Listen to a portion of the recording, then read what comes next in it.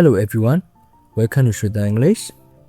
At the airport, ကျွန်တော်တို့ခုတစ်ခေါက်မှာဆိုရင်လေဆိပ်မှာအသုံးဝင်နိုင်တဲ့ speaking လေးတွေကိုကျွန်တော်တို့လေ့ကျင့်သွားမှာဖြစ်ပါတယ်။ဒါဆိုရင်အခုပဲစကြည့်လိုက်ရအောင်နော်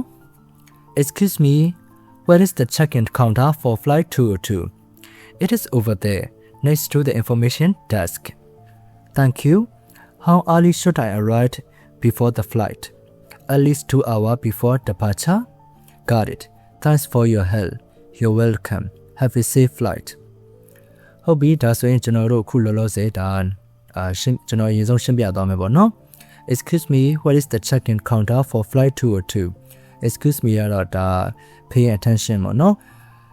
တစ်စိလောက်ခမရအသုံးမဟုတ်လဲတစ်စိလောက်ရှင်းပေါ့နော် What is the check-in counter for flight 202? ဟုတ်ပြီနော်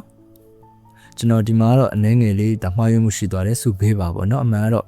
ဒါတစ်စိလောက်ခမရလို့ပြောတင်တယ်ဟုတ်ပြီဒါဆိုရင်ကျွန်တော်တို့ပြန်ပြီးစကြည့်လိုက်အောင်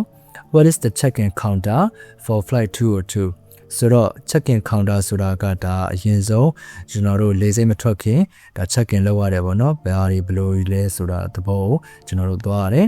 check-in counter ဘယ်နားမှာလဲပေါ့နော် So it is over there next to the information desk. It is over there ကြတော့အဲ့ဒီမှာပါ next to က basing ကဲ့ရပါတော့ information desk ဆိုတော့ဒီသတင်းစုံစမ်းမေးမြန်းတဲ့နေရာကိုကျွန်တော်တို့ information desk လို့ခေါ်တယ်ဆိုတော့သတင်းစုံစမ်းမေးမြန်းတဲ့နေရာဘေးမှာရှိပါတယ်ပေါ့ Thank you ကျေးဇူးတင်ပါတယ် How early should I arrive before the flight ဆိုတော့ how နောက်မှာ early ဆိုတာစောစီဆိုတာပေါ့နော် How early should I arrive before the flight should နဲ့ I နဲ့ဆက်လိုက်ရင် should I ဖြစ်သွားတယ် How early should I arrive before the flight လေဆိပ်မထွက်မီငါဘယ်လောက်စောစောရောက်တင်တယ်လဲပေါ့နော် At least 2 hours before departure At least အနည်းဆုံးတော့ပေါ့နော်2 hours 2 နာရီ before departure ဆိုတော့ departure ထွက်ခွာတယ်မထွက်ခွာခင်2နာရီလိုလောက်တော့ဒါအနည်းဆုံးရောက်တင်ပါတယ်ပေါ့ Got it နားလည်ပါပြီရပါပြီပေါ့နော် Thanks for your help မင်းရဲ့အကူအညီအတွက်ကျေးဇူးတင်ပါတယ် You're welcome have a safe flight ရပါတယ်ဆို you're welcome ကြတော့ကျွန်တော်တို့ရပါတယ်လို့ပြောရတာပေါ့နော် have a safe flight ဆိုတော့ကျွန်တော်တို့ဒီလေကြောင်းခီးမှာစင်ပြေလုံးကြုံပါစေပေါ့ဟုတ်ပြီနော်ဒါဆိုရင်ကျွန်တော်တို့အခုလောလောဆယ်ဒါ practice လေးတွေလုပ်ကြည့်ရအောင်ကျွန်တော်အခုလောလောဆယ်ဇက်ကောင် A ဖြစ်တဲ့အနက်ရောက်စာကြောင်းလေးတွေအရင်ပြောကြည့်မယ်လန်နာလေးတို့ကဇက်ကောင် B ဖြစ်တဲ့အနီရောက်လေးတွေကိုလေ့ကျင့်ကြည့်မယ်နော် Excuse me, where is the check-in counter for flight 202?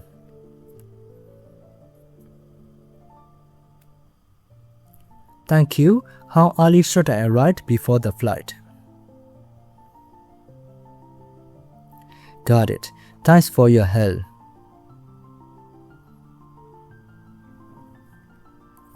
ဒါဆိုရင်ကျွန်တော်တို့ခုလောလောဆယ်ဇက်ကောင် A နဲ့ B ကိုလေ့ကျင့်သွားတာဖြစ်တယ်။ဒါဆိုရင်နောက်တစ်ခေါက်ပြန်လည်လေ့ကျင့်ကြည့်အောင်။ခုတစ်ခေါက်မှာတော့လန်နာလေးတို့ကဇက်ကောင် A ဖြစ်တဲ့အနီရောင်စာကြောင်းလေးတွေကိုလေ့ကျင့်သွားမှာဖြစ်ပါတယ်။ကျွန်တော်ကတော့ဇက်ကောင် B ဖြစ်တဲ့အနက်ရောင်စာကြောင်းလေးတွေကိုလေ့ကျင့်သွားမှာဖြစ်ပါတယ်။ So let's begin.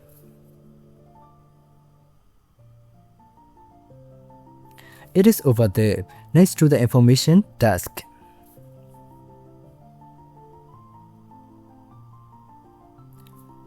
At least 2 hours before departure.